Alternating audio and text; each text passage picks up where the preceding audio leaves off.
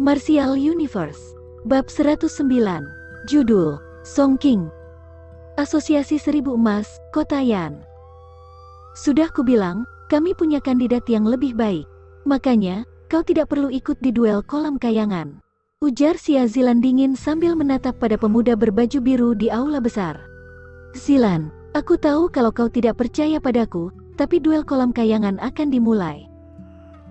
Meski aku tidak termasuk golongan terbaik di antara anggota muda di Kota Yan, aku bukan orang yang bisa digantikan dengan mudah. Bukan saatnya kau mengomel. Wajah pemuda yang tampak feminin itu sedikit tertekuk mendengar kalimat Xia Zilan.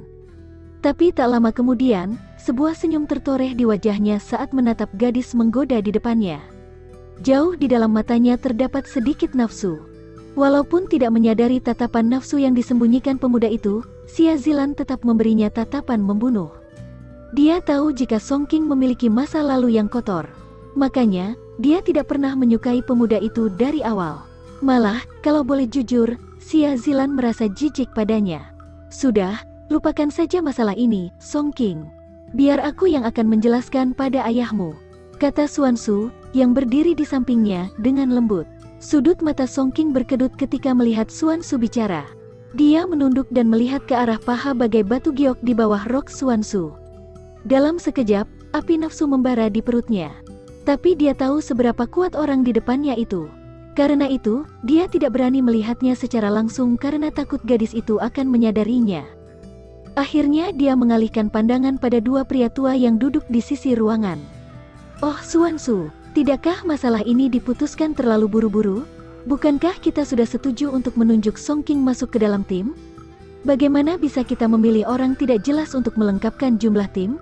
Kalau orang itu kalah di duel kolam kayangan, kita harus menjelaskan seperti apa? Salah satu pria tua yang berjubah kuning berbicara pada Xuan Su. Bagaimana kalau kita biarkan Song King ikut? Toh, semua orang tahu kemampuannya. Ujar pria yang satu lagi sambil tersenyum. Xuan Su balik tersenyum tipis dan membalas. Pak Manajer, alasan kami mengganti susunan tim bukan karena alasan pribadi. Duel ini sangat penting, karena itu, segalanya yang kami lakukan bertujuan supaya bisa menang. Kalau kita bisa meningkatkan kesempatan menang, saya tidak akan ragu untuk mengganti Zilan sekalipun jika ada kandidat yang lebih baik. Arti dibalik kata-katanya sudah jelas. Alasan mengapa mereka mengganti Song King bukan karena mereka berprasangka buruk padanya, tapi karena mereka memiliki kandidat yang lebih baik. Mendengarnya, kedua pria tua itu mengernyitkan alis. Mereka tampak tidak puas dengan jawaban Xuan Su.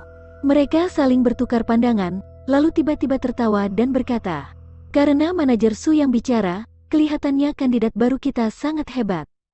Karena kami berdua sedang senggang, bagaimana kalau kami menunggu di sini untuk mengamati seberapa kuat orang baru ini dibandingkan Song King? Tapi, Manajer Su, kita mempertaruhkan hal besar. Kalau kandidat baru itu tidak sehebat yang kau katakan, maka kita kembali dengan susunan awal. Kita tidak ingin asosiasi Seribu Emas kalah dari komplotan serigala darah hanya karena masalah pribadi sepele. Hehehehe, aku penasaran siapa orang yang dipuji-puji oleh Manajer Su.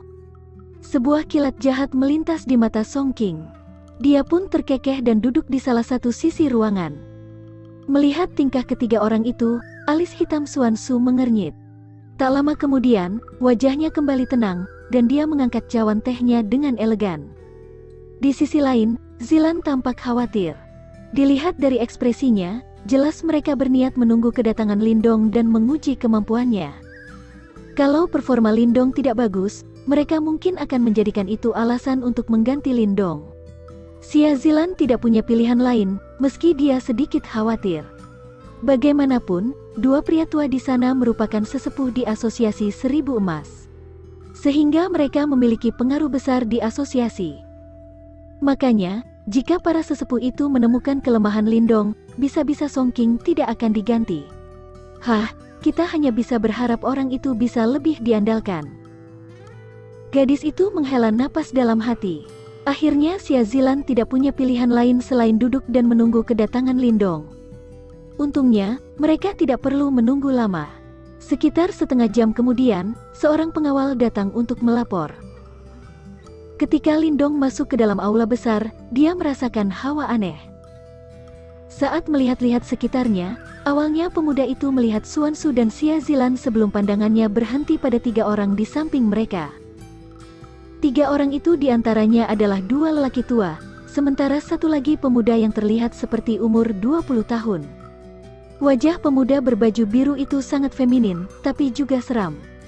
Saat itulah sebuah kilat dingin melintas di mata pemuda itu.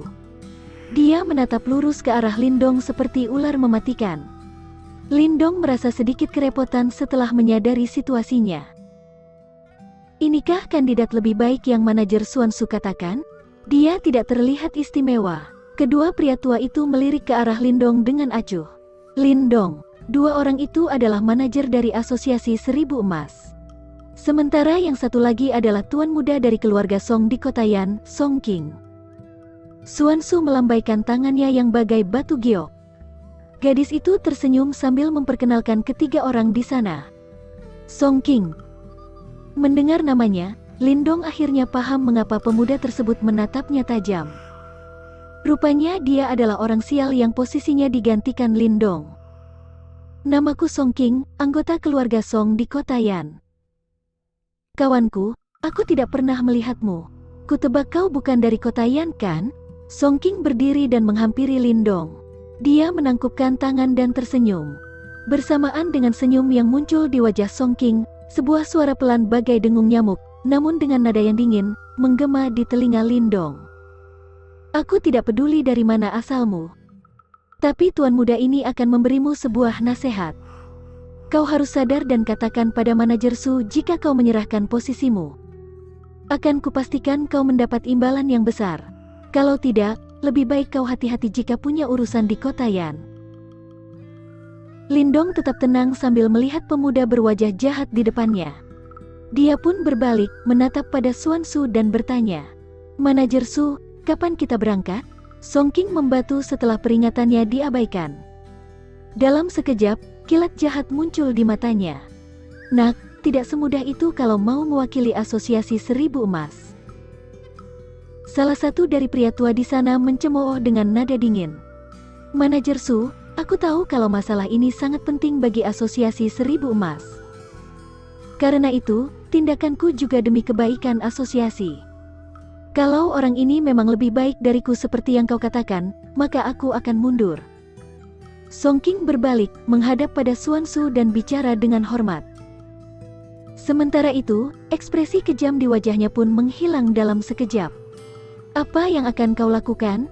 Xia Zilan mengernyitkan alis. "Hehehehe, tidak ada gunanya berdebat siapa kandidat paling baik. Bagaimana kalau mereka berduel supaya tahu siapa yang lebih kuat?" ujar salah satu sesepuh sambil tersenyum dan menyesap teh panas. "Kau." Alis Zilan terangkat ketika mendengar para sesepuh itu berencana melakukan sesuatu. Di satu sisi, alis Xuan Su pun mengernyit. Tiba-tiba, mata indahnya mengarah pada Lindong. Karena Lindong adalah seorang simbol Master Segel 1, dia pasti bisa mengimbangi Song King yang merupakan Heavenly Yuan tingkat awal. Tapi dia khawatir jika terjadi sesuatu yang tak diinginkan. "Semua terserah pada manajer Su," ujar Lindong tenang. Pemuda itu melirik pada mata cantik gadis itu. "Kalau begitu, bagaimana kalau kita adakan duel persahabatan? Jangan sampai terlalu berlebihan." Xuan Su akhirnya terpaksa mengangguk dan memberi keputusan. Boom! Baru saja Xuan Su selesai bicara, Yuan power yang sangat kuat nyaris meledak dalam sekejap di tubuh Song King. Tinju yang sangat kuat pun melesat ke arah dada Lindong. Serangannya memang sengaja dilakukan saat Lindong lengah. Tidak tahu malu, wajah Xia Zilan berubah dingin menyaksikan tindakan Song King. Tapi saat menghadapi serangan kuat mendadak dari Song King, ekspresi Lindong sama sekali tidak berubah.